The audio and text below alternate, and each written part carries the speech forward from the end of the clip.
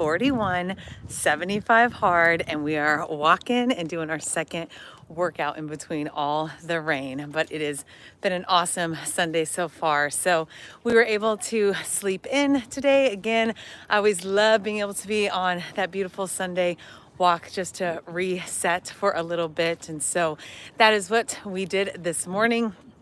And then I went to a lovely brunch with friends, and it was pouring rain, not gonna lie.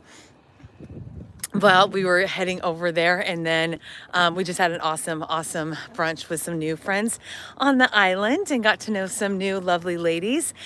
Came home, said hi to Corey, and I was like, you know what, before it rains again, or, just getting it checked off the list, let me just go out and do the second workout. And so that is what we are doing. And really just want to give, again, encouragement, kind of checkpoint to go run the home stretch, right? Like once we're past day 40 of getting these 2 workouts completed every single day, the gallon of water, the progress picture, the reading, and again, the no cheats, no alcohol, experience, I want to pay forward that, I met new people today that I did not know.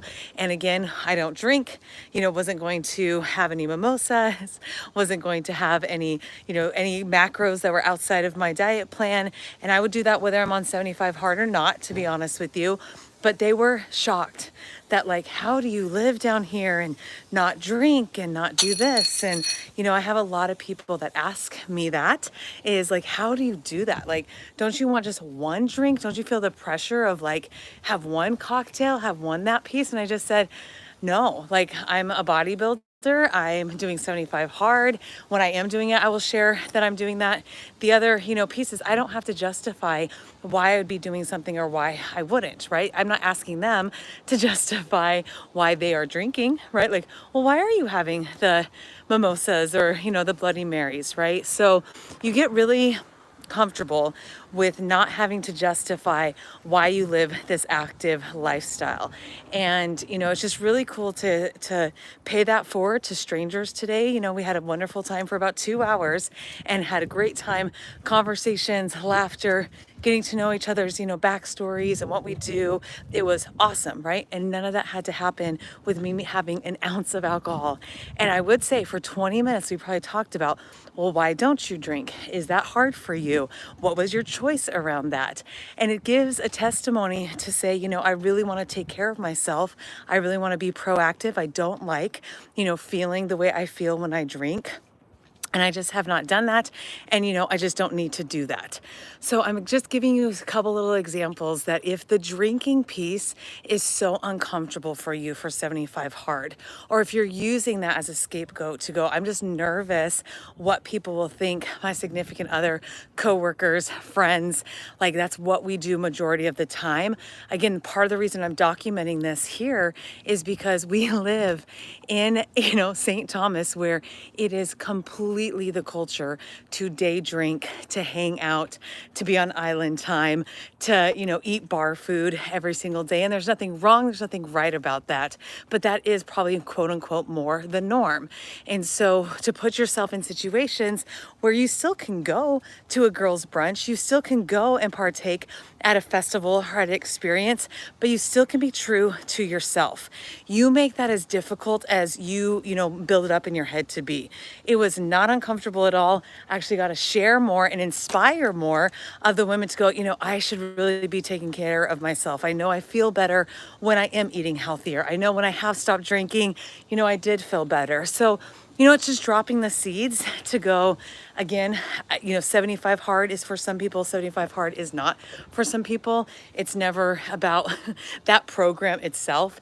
It's about really learning the self-discipline and the ability to not have food and drink, be your controller, right? Like you don't do it to cope. You don't do it to escape. You do it to fuel and nourish and feel good. You don't have to have it to be social. You don't have to have it to be quote unquote normal.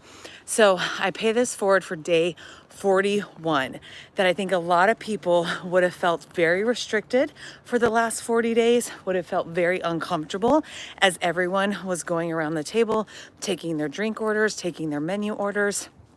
And honestly, you just take care of you. You say, this is what I want to order.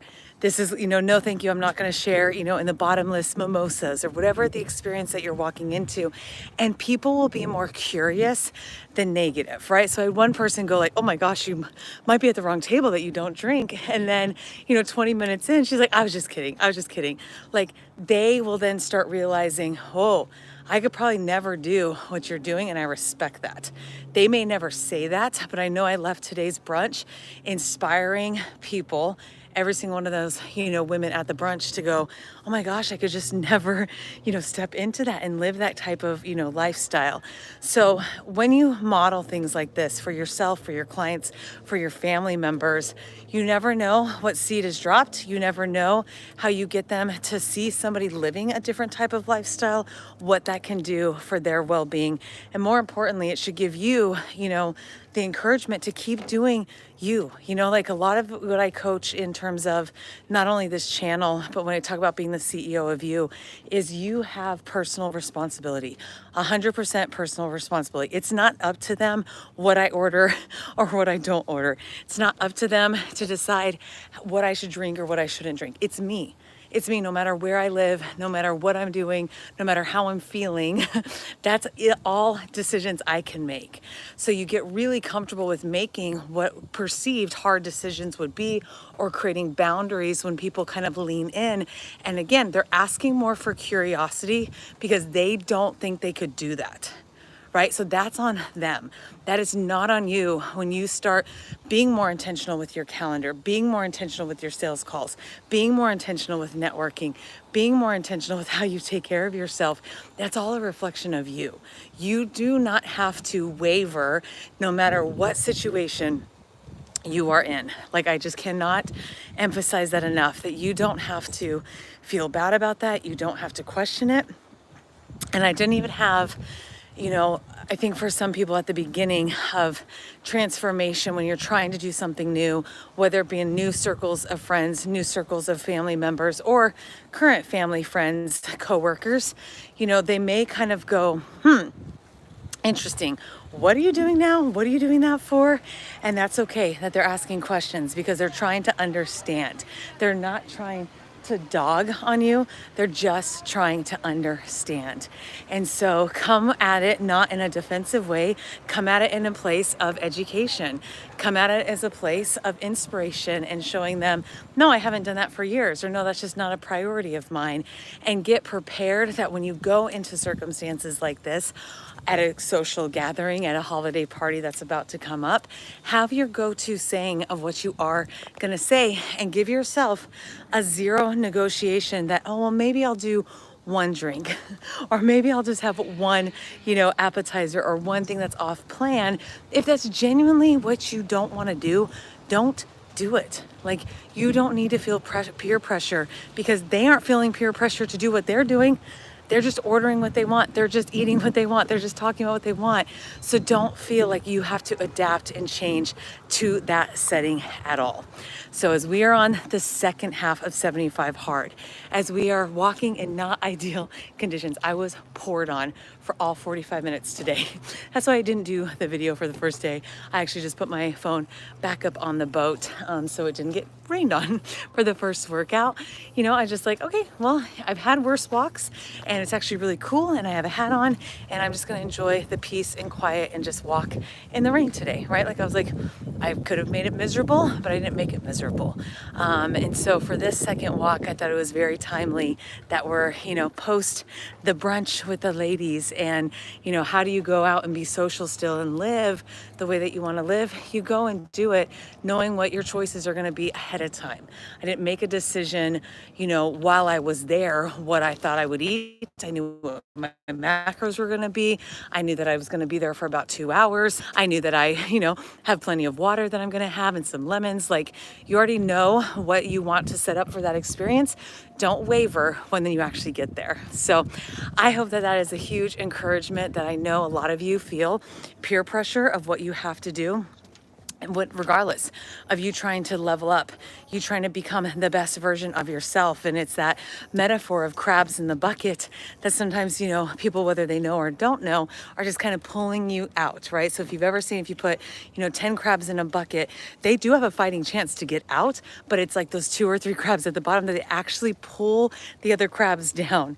And you don't want that. You don't want to be a crab in the bucket that's pulling others down, and you don't want to accept other crabs pulling you down. So don't let that happen on this Sunday. I hope that this again is of encouragement to you. I hope that you are enjoying the series and inspiring you to make some intentional life habit decisions and make you an overall, you know, better entrepreneur.